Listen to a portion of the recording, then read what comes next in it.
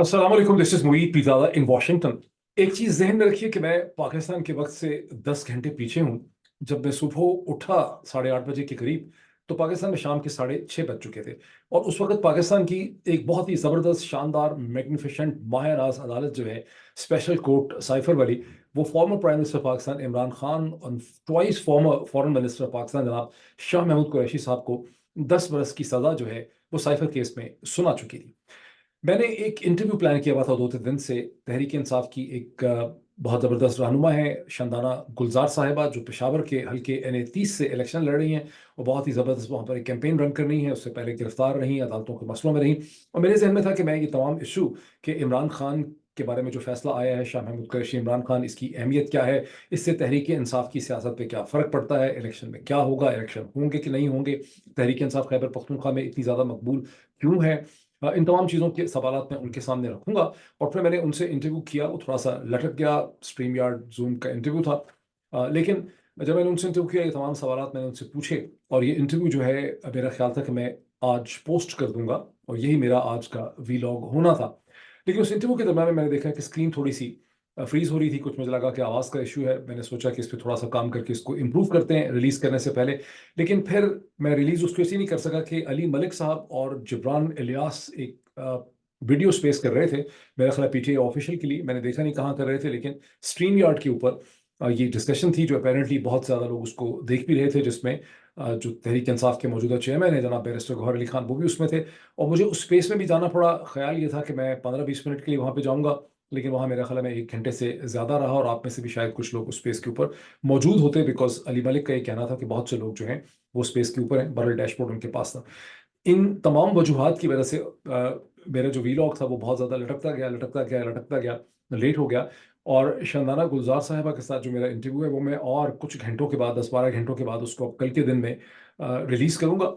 और ये भी मेरी आपसे रिक्वेस्ट है कि उसको आखिर तक देखिएगा। वो लंबा इंटरव्यू है, 30 मिनट से ज़्यादा का है, लेकिन अगर आप सारा ना देख सकें तो उसको फ़ास्ट फॉरवर्ड करके उसके आखिरी 5-6 मिनट देखिएगा, बिकॉज़ उसमें Shandana Gulzar, she is a very credible person. वो जो इंकशाफ़ करती हैं बहुत तफ़सीलात से कि किस तरह से बाज़ बैरूनी सफ़ारत ख़ाने पाकिस्तान में उन्हें और बहुत से लोगों को क्या ऑफ़र करते रहे और उनको क्या कहते रहे somewhere in the January and February of 2022। उसकी जो डिटेल्स हैं, उन्होंने पहले भी कहीं ज़िक्र किया, लेकिन बहुत तफ़सील से उन्होंने इसमें ज़िक्र किया है, तो उसको आप देखिएगा। बहरहाल, वीलॉग तो हो गया मेरा बहुत लेट और मैं इसमें बहुत अब लेट आ रहा हूँ। इस वक़्त पाकिस्तान में अगर यहाँ पे 6 बजने वाले हैं, तो पाकिस्तान में सुबह के 4 बजने वाले हैं। लेकिन अब मेरे पास फ़ायदा ये है that I am armed not only with the information कि इस पे जो तबसरा हुआ इमरान खान के केस के ऊपर, उसकी क्या डिटेल्स हैं, बल्कि शंदाना गुलज़ार साहिबा से मुझे बहुत सी इनसाइट्स मिली। पॉलिटिक्स के हवाले से क्या सूरत हाल है, उन्होंने अपना पर्सपेक्टिव मुझसे शेयर किया, कुछ ऑन द रिकॉर्ड, कुछ ऑफ द रिकॉर्ड। और उसके बाद ये जो मैं वीडियो स्पेस में गया था, स्ट्रीम यार्ड की स्पेस में, अली मलिक और जबरान इलियास के साथ, वहाँ मुझे बैरिस्टर गौहर अली खान के साथ बात करने का खासी देर मुझे मौका मिला। आई डू नॉट नो आप में से कितने लोगों ने उसको वॉच किया है। कुछ मैंने सजेशंस दी, कुछ उन्होंने बहुत सा समझाया। तो I have lot of information जो मैं आपसे बहुत क्विकली शेयर कर सकता हूँ।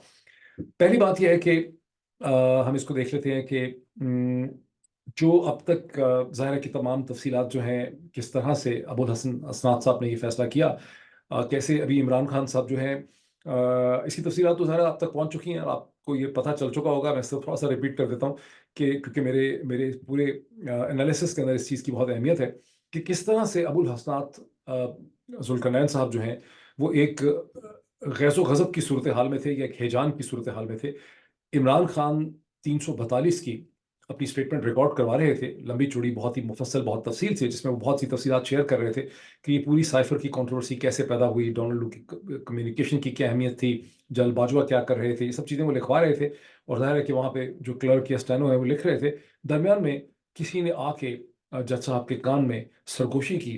ग़ालिबन उनको कर्नल साहब ने बुलाया, कर्नल साहब ने कहा होगा कि जनाब फ़ैसला आ गया है पिंडी से, तो जज साहब वहाँ से उठ के चले गए।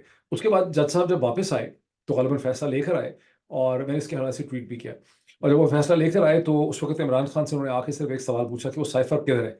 तो इमरान खान ने कहा मेरे दफ़्तर में था, इधर था, उधर था, पता नहीं। उसके बाद फ़ौरी तौर पे जज साहब ने एक आलम हिजान के अंदर एक फ़ैसला सुनाया कि इमरान खान और शाह महमूद, आप दोनों को 10 साल की मैं सज़ा देता हूँ। और ये फ़ैसला सुना के जज साहब वहाँ से दौड़े, गुम हो गए वहाँ से, गुम, डम, डम, ड्रम करके। अच्छा, अब इस दौड़ने भागने के चक्कर में वो भूल ही गए या वो दानिस्ता था ये, कि उन्होंने Shah Mahmood Qureshi, twice former foreign minister of Pakistan, जो है कि एक इंपॉर्टेंट प्लेयर हैं, इंपॉर्टेंट कैरेक्टर थे इस पूरे ड्रामा के अंदर, जिनको बेसिकली तौर पे असद मजीद साहब ने वाशिंगटन से फ़ोन किया था कि कहने के लिए कि जनाब वो साइफर मैंने भेजा, उसका क्या हुआ। उनकी स्टेटमेंट उन्होंने रिकॉर्ड की ही नहीं, सुनी ही नहीं। इमरान खान की भी उन्होंने आखिरी 15-20 मिनट नहीं सुनी थी, और वो वहाँ से गुम हो गए। अब इसकी क्या सिग्निफिकेंस है? बाज़ लोगों का ख्याल है कि जो हमारे चौधरी निज़ामुद्दीन के लोग काम करवाते हैं, लंबी सोच तो उनकी नहीं होती, 50 साल आगे का वो नहीं सोच सकते, और हमारा रोना ही ये है कि 50 साल आगे का नहीं सोच सकते वो, लेकिन 4-5 साल आगे का उन्होंने बहुत सोचा होता है कि पहले जो गंद किया है उस गंद को बाद में समेटना कैसे है। तो शायद जानबूझ के उन्होंने इस पूरे केस के अंदर इतने ज़्यादा डिफेक्ट्स और कमजोरियां रख दी हैं, जिस तरह से नवाज शरीफ के केस में भी रखी गई थी, ताकि बाद में वो सारे उसमें आपने गैप्स रखे होते हैं जिनको बाद में आपने इस्तेमाल करना होता है। बहरहाल we don't know at the stage. इस वक्त तो हमारा बेसिक क्वेश्चन ये है कि जिस तरह से ये फैसला सुनाया गया है, इस फैसले से इन्होंने क्या अचीव करने की कोशिश की है, जब हम ये जानते हैं और सब ये जानते हैं कि इमरान खान को तो इन्होंने पहले सजा दे के सुनाई रखी है उस फजूल वाहियात केस में तोशा खाने में, और वहाँ पर फिर वो ड्रामा भी किया गया कि जनाब सेंटेंस जो है 3 साल का वो तो सस्पेंड हो गया है, लेकिन कन्विक्शन जो है वो सेट असाइड नहीं हुई। और फिर आपको पता है कि इस्लामाबाद हाई कोर्ट के एक डिविजनल बेंच ने उस कन्विक्शन को सेट असाइड करने की इमरान खान की जो पिटिशन थी उसे रद्द कर दिया, और जितनी भी उसके बाद इमरान खान के वकला ने कोशिशें की हैं वो सारी की सारी नाकाम रही हैं, और इमरान खान डिस्क्वालीफाइड हैं, सिलेक्शन में पार्टिसिपेट नहीं कर सकते। शाह महमूद कुरैशी साहब डिस्क्वालीफाइड नहीं थे, वो भी इसके साथ हो गए।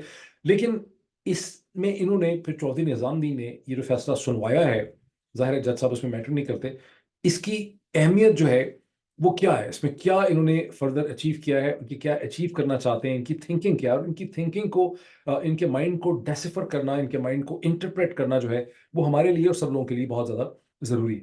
इसमें कुछ पॉइंट्स बड़े इंपॉर्टेंट है। पहली चीज़ ध्यान में रखिए कि चौधरी निज़ामुद्दीन साहब के जो प्लान है वो मसलसल तब्दील होते रहते हैं। इनके कोई फिक्स किस्म के प्लान्स नहीं होते, बिकॉज इनकी दर्जनों किस्म की टीम्स हैं, दर्जनों किस्म की इंफॉर्मेशन लेके आती हैं। ये सब साइलोज में काम करते हैं, एक टीम का यूजुअली दूसरी टीम के साथ कोई ताल्लुक नहीं होता। कराची वाली टीम अपना कोई गन कर रही होती है या कुछ मवाद इकट्ठा कर रही होती है, कोयटा वाली टीम कुछ और कर रही होती है, पेशावर वाले कुछ और कर रहे होते हैं, फाटा वाले कुछ और कर रहे होते हैं, इस्लामाबाद में 10 किस्म की टीमें होती हैं, पिंडी में कुछ और हो रहा होता है, लाहौर में कुछ और होता है। ये सब साइलोज में काम करते हैं, आपस में इनकी कोई ज़्यादा कम्युनिकेशन नहीं होती, और इनकी सारी इन्फॉर्मेशन वर्टिकली यानी हॉरिजॉन्टल कम्युनिकेशन इनकी नहीं होती, इनकी सारी कम्युनिकेशन वर्टिकल अपवर्ड्स होती है। ये सिस्टम इस तरह से ऑर्गेनाइज है कि ऊपर में ही एक दो लोग जो बैठे होते हैं, जैसे डीजीआई हैं या चीफ हैं, उन तक ही इंफॉर्मेशन पहुंचती है। सो इनके जो प्लान्स हैं उस फीडबैक से तब्दील होते रहते हैं। अब इसमें कोई शक नहीं है कि वो शख्स जो अपने आप को खुदा समझता है या खुदा का नायब समझता है, जो लोगों को बुला बुला के कहता है कि मैं इंसान नहीं हूं, मैं इदारा हूं, उसने कुछ महीने पहले ज़रूर इस किस्म की बातें की थी कि भुट्टो को भी तो टांग दिया था, कुछ नहीं हुआ था, इससे भी फारिग करेंगे, टांगेंगे इमरान खान को भी तो कुछ नहीं होगा, कौन नहीं निकलेगा। इस किस्म के ख्यालात और जज्बात उनके हैं, और वैसे भी जो अभी तक बात समझ आई है कि वो एक शदीद हिजान का शिकार हैं, और कभी भी वो नॉर्मल स्टेट ऑफ माइंड में नहीं होते, वो एक स्टेट ऑफ टर्बुलेंस के अंदर ही रहते हैं, उसी में ऑपरेट करते हैं। लेकिन कुछ हफ्ते पहले यह मुमकिन है कि मुसलसल फीडबैक के बाद उनके इन प्लान्स में तब्दीली आ चुकी थी। तो अब फिर ये 10 साल का जो फैसला सुनाया गया, अब इस फैसले की सिग्निफिकेंस हम थोड़ी सी देख लेते हैं। अच्छा हाँ, एक चीज़ इंपॉर्टेंट और कि पब्लिक ओपिनियन को ज़रूर, ये जो सारा का सारी मशीन है, ये पब्लिक ओपिनियन को मसलसल इकट्ठा करती है, उसको गॉज करती है, और ये पब्लिक ओपिनियन के को महसूस करती है, क्योंकि बहुत इनसेंसिटिव भी है, लेकिन पब्लिक ओपिनियन को महसूस करती है, और अपने प्लान, अपने इरादे और अपनी जो हिकमत अमली है उसको रिक्राफ्ट करते हैं, उसको इम्प्रोवाइज करते हैं इन view of the public opinion. ये पब्लिक को बेवकूफ़ बनाना उनका बुनियादी पैदाइशी हक है, और पब्लिक को बेवकूफ़ कराने के लिए नए नए नित नए तरीके ढूंढने जो है उसमें ये लगे रहते हैं।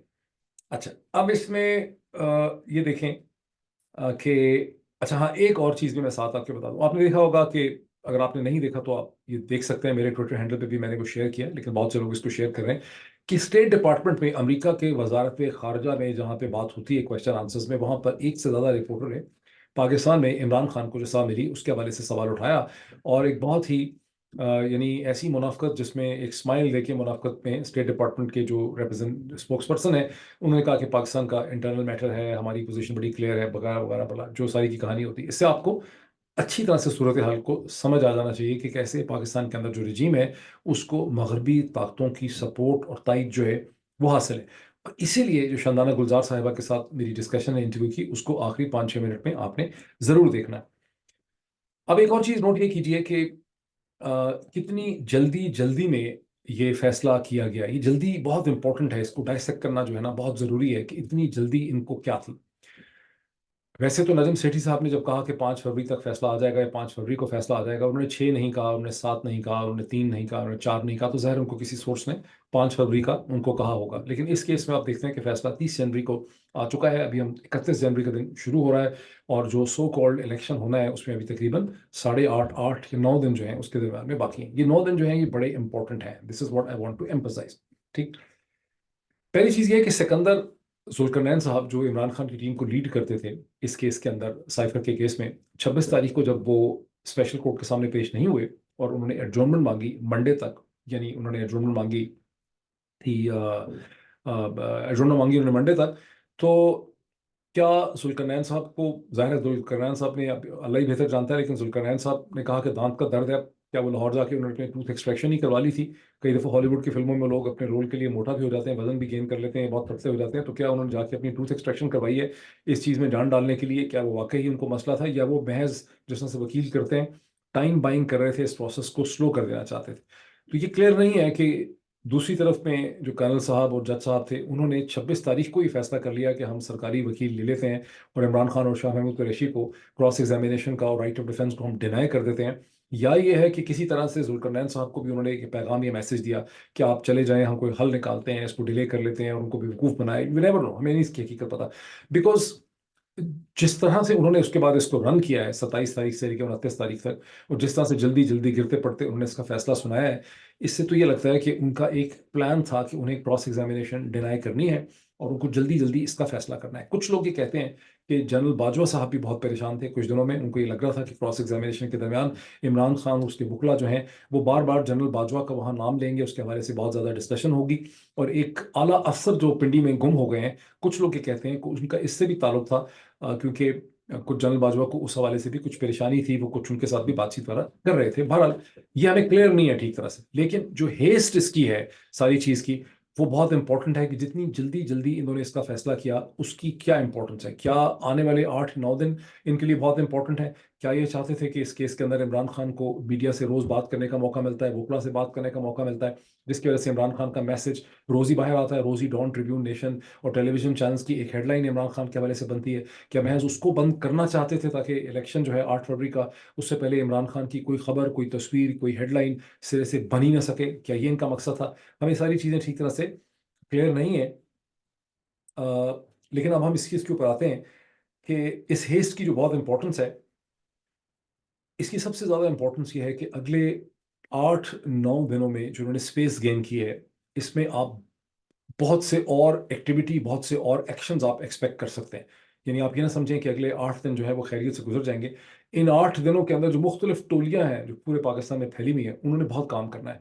उन्होंने बहुत सी नेगोशिएशन करनी है, बहुत सी बातचीत करनी है, बहुत सी उन्होंने असेसमेंट करनी है। कहीं खुदा ना करे बम फाड़ने होंगे बलूचिस्तान में, खैबर पख्तूनख्वा में, पंजाब में कुछ करना होगा, कहीं ये करना होगा, कहीं वो करना होगा। लेकिन सबसे इंपॉर्टेंट चीज़ जो उन्होंने करनी है वो उन्होंने नेगोशिएशन करनी है। नेगोशिएशन किससे करनी है उन्होंने? इस फैसले से पाकिस्तान के जो लोग हैं, जो वोटर हैं, उनके को डीमोरलाइज होने की ज़्यादा यहाँ पे चांसेस नहीं है, बिकॉज लोगों ने पहले ही एब्जॉर्ब कर लिया था कि इसका इसी किस्म का फैसला आएगा। और वैसे भी जो इतनी बड़ी बॉडी होती है पब्लिक ओपिनियन की, जिसमें करोड़ों लोग होते हैं, उस बॉडी ऑफ पब्लिक ओपिनियन के साथ नेगोशिएट करना और उसको एक मैसेज देना, ये कम्युनिकेट करना जो है वो बहुत मुश्किल काम होता है। और हमारे लोग अच्छे हैं या बुरे हैं, इतने बेवकूफ़ नहीं है कि उनको अच्छी तरह से अंदाजा है कि पब्लिक को इस स्टेज के ऊपर वो उसकी ओपिनियन को चेंज नहीं कर सकते, उसकी चॉइसेस को चेंज नहीं कर सकते। तो इनका जो मेन हदफ है इस पूरी नेगोशिएशन का, वो कौन है? अच्छा, इनका हदफ है वो 750 800 पीटीआई के पोटेंशियल कैंडिडेट्स जो एमएनए एमपीए के लिए, जिनको तहरीक इंसाफ ने नामजद किया हुआ। लेकिन वो क्यों इनका इतना ज़्यादा हदफ है, ये जो पूरा ग्रुप है ये इनके लिए इतना अहमियत का हामिल क्यों हो चुका है कि आप अल जज़ीरा की स्टोरी जो आप लोगों ने फॉलो की, जिससे मैंने एक व्लॉग में डिस्कस किया था, उस स्टोरी से पता चलता है कि टेलीविजन चैनल्स को, अखबारों को बार बार ये बावर करवाया जाता है कि आप इन लोगों को पीटीआई के कैंडिडेट्स ना कहें, आप इनको आज़ाद उम्मीदवार करें। ये ग्रुप इतना इंपॉर्टेंट क्यों हो गया? ये ग्रुप जनाब इतना इंपॉर्टेंट इसलिए हो गया है कि इन्होंने अपनी इंटेलिजेंस के जरिए ये एस्टिमेट किया है कि नवाज शरीफ साहब को ठप्पे पड़ने नहीं वाले, लोग नवाज शरीफ को वोट बिल्कुल डालेंगे नहीं। अब दुनिया में अगर कोई डब्बे भरने में और अपने ठप्पे खुद लगाने में स्पेशलिस्ट है, तो हमारे लोग सबसे ज़्यादा स्पेशलिस्ट हैं। फॉर तुर्किश एस्टैब्लिशमेंट जो है उसने कई दफ़ा इलेक्शन के नताइज को मानने से इनकार कर दिया और धक्का मार के हुकूमत हटा दी, हुकूमत को कंट्रोल कर लिया। लेकिन उनकी कोई ऐसी स्पेशलाइजेशन नहीं थी कि इलेक्शन के नताइज को आपने मैनेज कैसे करना है। तो हमारी वाली जो साइड है वो, उसकी बड़ी स्पेशलाइजेशन एग्जिस्ट करती है कि इलेक्शन के नताइज को कैसे मैनेज करना है। वो हमेशा से यही काम करते चले आए हैं। 71 में भी उन्होंने कोशिश की, वो रिजल्ट उनका ठीक नहीं निकला, लेकिन ऐसा नहीं है कि वो कोई हाथ फेंक के बैठे हुए थे। यानी ये कोई हेयर टॉर्टाइज वाली स्टोरी नहीं है कि वो सोच रहे थे कि हमें मैनेज नहीं करना। उन्होंने पूरी कोशिश की, उनसे मैनेज हो नहीं सके थे। तो उनकी बड़ी स्पेशलाइजेशन इस हवाले से एग्जिस्ट करती है। लेकिन प्रॉब्लम क्या है? प्रॉब्लम यह है कि 3,000 को 6,000 या 3,000 को 7,000, 8,000, 9,000, 10,000, 11,000 करना तो मुमकिन है, लेकिन 3,000 को 30,000 करना उनको लग रहा है कि खासा नामुमकिन किस्म का काम है। खास करके ये है कि पोलिंग स्टेशन के बाहर भी तो लोगों ने नजर आना है, वहां भी उन्होंने आके ठट्ठा करना है, शोर मचाना है, धमाक मतलब खप उन्होंने डालनी है, वहां पे नजर आएंगे वो अपने कलर्स के साथ, अपने झंडों के साथ। तो लोगों ने बाहर निकलना है, तो एक हद तक ही ये मैनेजमेंट जो है वो की जा सकती है। अब इसको ध्यान में रखिए कि जब एक सियासतदान मरियम नवाज साहिबा या नवाज शरीफ साहब कहीं जलसा करते हैं, तो 4, 5, 6, 7, 8 हज़ार लोगों को बसों, ट्रकों, छकड़ों में लाना, बिरयानी के चक्कर में कुछ पैसे दे देंगे, फिल्म दिखाएंगे, रात को लड़कियों से मिलवाएंगे, ये सारी चीजें करना मुमकिन होता है बिकॉज वो एक टाइम एंड स्पेस में किसी एक जगह पे आपने 4, 5, 6 हज़ार लोग जो हैं वो आपने मानसेरा के अंदर इकट्ठे करने होते हैं, लाहौर में, कसूर में, कहीं पे इकट्ठे करने होते हैं, मुल्तान वगैरह के अंदर, सियालकोट में। वो आपने पूरे मुल्क में नहीं इकट्ठे करने होते। और पूरे मुल्क में मसला ये है कि जरा सोचिए जहन में कि एक जगह जलसा नहीं हो रहा, 90,000 जलसे हो रहे हैं, 90,000 पोलिंग स्टेशन हैं, उससे ज्यादा पोलिंग स्टेशन हैं।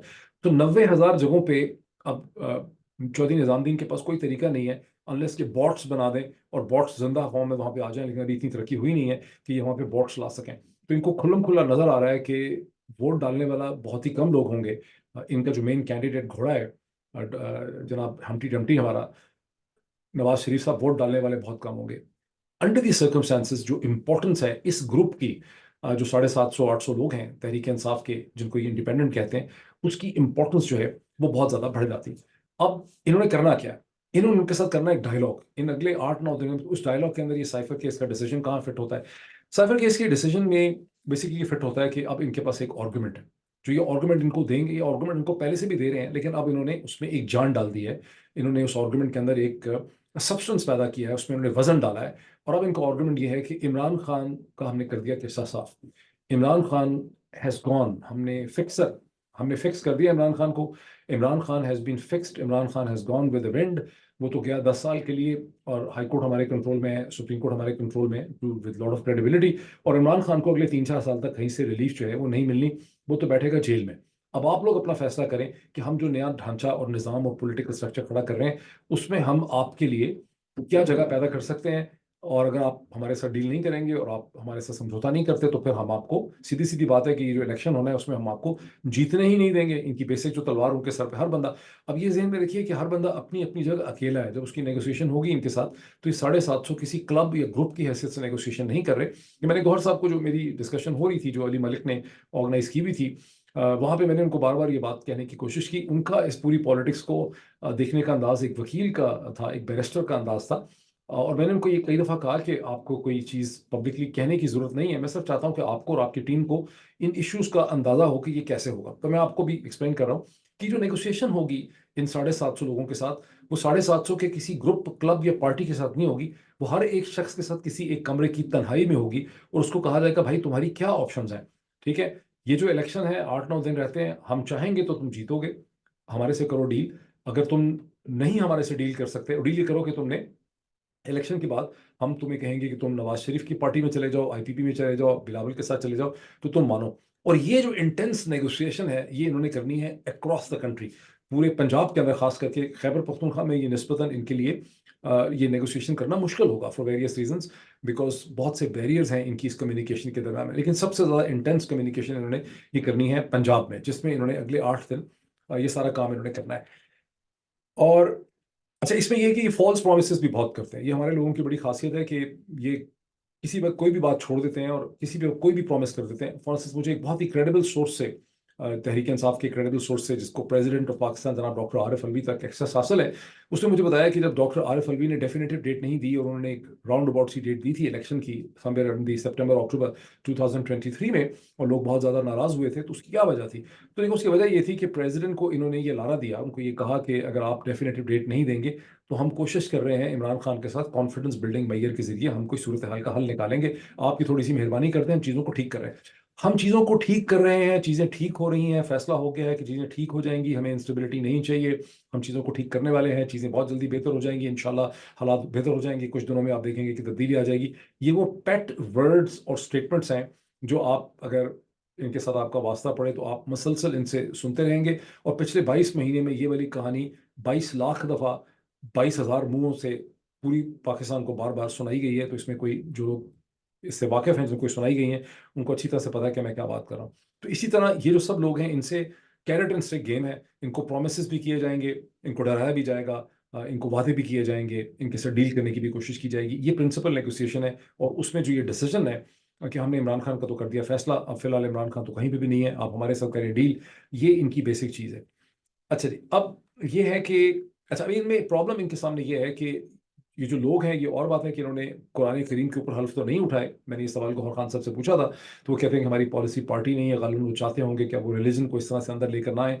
मैं फर्मली बिलीव करता था कि लोकल नोटेबल्स के सामने, जो लोकल अमायदीन होते हैं किसी भी इलाके में, 10, 15, 20 लोग बहुत इंपॉर्टेंट होते हैं, तो 50, 100 लोगों के सामने जितने भी लोगों को नेशनल असम्बली के, प्रोविंशियल असम्बली के टिकट मिले हैं, वहाँ पे उनसे एक हलफ लिया रहा था कुरान के ऊपर कि आप तहरीक इंसाफ को छोड़ के किसी और पार्टी में नहीं जाएंगे। और उसका एक सर्टन वजन होता, बिकॉज अब लीगल सिचुएशन तो कोई है नहीं। जैसे कि पाकिस्तान पीपल्स पार्टी के बिलावल समेत सब लीडर कहते फिर रहे हैं कि ये इंडिपेंडेंट हैं, ये हमें ज्वाइन कर सकते हैं, इनके ऊपर फ्लोर क्रॉसिंग जो है वो नहीं लग सकती। तो गौहर साहब का कहना था कि हमने इसको मुनासिब नहीं समझा। लेकिन उसके बावजूद उनका कहना यह है कम अज़ कम कि पब्लिक का इनके ऊपर बहुत ज़्यादा प्रेशर है, और इनके लिए तहरीक इंसाफ को दगा देना जो है और छोड़ना जो है वो खासा मुश्किल है। और ये हमारे कमिटेड पुराने लोग हैं। बहरहाल जो सिचुएशन मैंने आपको बताई है उसको आप इग्नोर नहीं कर सकते, वो सिचुएशन अपनी जगह पे एग्जिस्ट करती है। अ, अब चैलेंज बुनियादी तौर पे क्या है चौधरी निजामुद्दीन के लिए? बुनियादी तौर पे चैलेंज ये है कि जो मिक्स अचार ये दोबारा खड़ा करना चाह रहे हैं, PDM-1 कर चुके हैं, 16 महीने की नाकाम तरीन थी, अब PDM-2 ये लाना चाह रहे हैं, दोबारा उसको कमजोर भी रखना चाह रहे हैं, अपने कंट्रोल में रखना चाह रहे हैं।